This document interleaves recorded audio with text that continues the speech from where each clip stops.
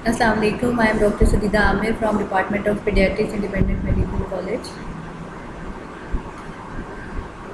Today's topic of discussion is about encephalitis. Encephalitis is basically an inflammation of cerebral tissue which is accompanied by inflammation of the meninges. That's why it is called as a meningoencephalitis. Most common cause of meningoencephalitis is viral infection which present as a acute, subacute or the chronic cases.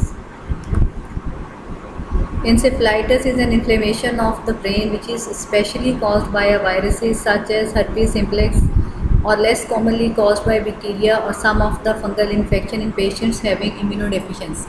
In few of the cases it has an autoimmune reactions. The exact cause of encephalitis is unknown, but when a cause is known, the most common cause is viral infections. There are main two types of encephalitis. Primary encephalitis, this is caused when a virus or other agent directly infects the brain. The infection may be concentrated in one area or widespread. A primary infection may be a reactivation of a virus that had been inactive after a previous illness. Secondary encephalitis, this condition results from a faulty immune system reaction to an infection elsewhere in the body. Instead of attacking only the cell causing the infection, the immune system also mistakenly attacks healthy cells in the brain, also known as post-infectious encephalitis. Secondary encephalitis often occurs 2 or 3 weeks after the initial infections. Common viral organism is herpes simplex virus. Herpes simplex type 1 associated with cold sores and fever blisters around the mouth, and herpes simplex type 2 is associated with genital herpes. Can cause encephalitis. Encephalitis is caused by herpes simplex virus, is rare but can result in a significant brain damage or the death. Other herpes viruses other viruses include Epstein-Barr virus, which causes causes infectious mononucleosis, and the varicella zoster virus causes chickenpox. Enteroviruses, these viruses include the polioviruses and Coxsackie virus, which usually causes an illness with flu-like symptoms, eye inflammation and abdominal pain. Rabies virus is childhood infection. Common childhood infections such as measles, mumps and the rubella used to be fairly common cause of secondary encephalitis. These causes are more rare in United States due to availability of vaccination for these diseases.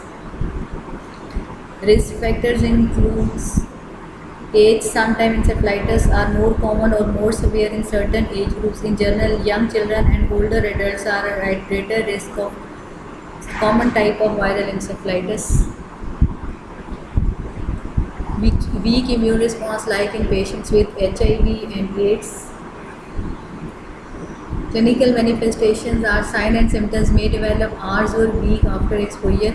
Classical signs include fever, headache, alteration in the cognitive impairment, disorientation, neurological deficits and seizures. Increased ICP results in alteration in the conscious level, nausea and vomiting.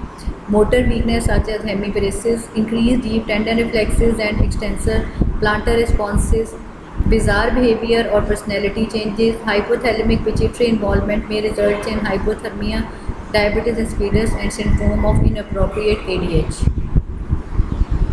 Neurological symptoms may include superior quadrant visual field defects, aphasia, dysphagia, ataxia, and paresthesias. The patient with brainstem encephalitis may present with nystagmus, decreased extraocular movements, hearing loss, dysphagia, dysarthria, respiratory abnormalities, and motor involvement.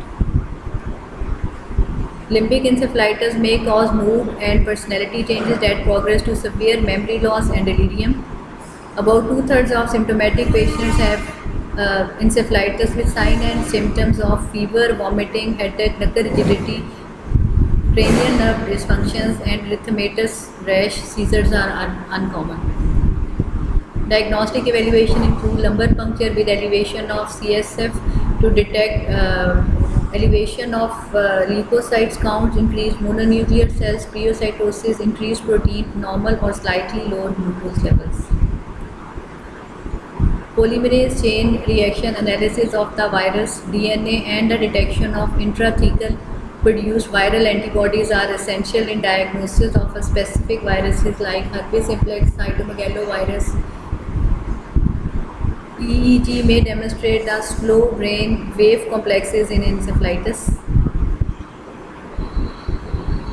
MRI also help in the post-infectious encephalomyelitis from acute viral diseases. Enhanced multifocal white matter lesions are seen in encephalomyelitis. Herpes simplex virus encephalitis typical cause involvement of medial temporal and orbitofrontal lobe inflammation and necrosis.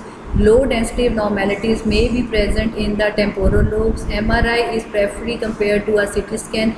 Cytomegalovirus seen in patients who have advanced HIV disease may cause enhanced periventricular areas.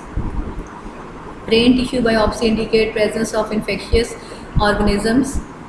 MRI with enhancement of the meninges and periventricular areas are involved. In these cases, ELISA can be done for blood or CSF. A cell culture can also be diagnostic. Management differentiate acute viral encephalitis from non-infectious diseases such as sarcoidosis, vasculitis, SLE, and others. In patients with immunocompromise such as patients with HIV, cytomegalovirus encephalitis, toxoplasmic encephalitis, and fungal infections. Patients with CMV may be treated with Genciclovir and Foscavir, commonly used to treat CMV retinitis, and in patients with HIV positive, pyrimethamine and the sulfadoxine are commonly used to treat Toxoplasma encephalitis. When encephalomyelitis develops, supportive care is indicated because there is no known treatment. Corticosteroids may be used. IV acyclovir over 10 to 21 days is indicated in patients with herpes simplex virus. Mothers who have genital herpes simplex may be treated with acyclovir during the third trimester to avoid shedding of the virus to their babies. Anticonvulsant may be required in patients having seizures. Complications of encephalitis is multiple sequelae of herpes simplex virus may cause temporal lobe swelling, which causes the compression of the brain stem. There is a major and motor deficits. Relapses of encephalitis may be seen after initial improvement and completion of antiviral therapy. Mortality and morbidity depends upon the infectious agent's host status and other considerations. History assessment, patient history of recent infections, exposure to ticks, mosquito bites, recent travel, and exposure to some ill patients. Before delivery, women should be questioned regarding the history of congenital herpes simplex. Strict standard precautions should be adhered in order to prevent the damage by herpetic lesions. Vesicular lesions or rashes on infants should be reported immediately because it indicates the active herpes simplex infection which later lead to encephalitis. Perform a complete clinical assessment. Thank you.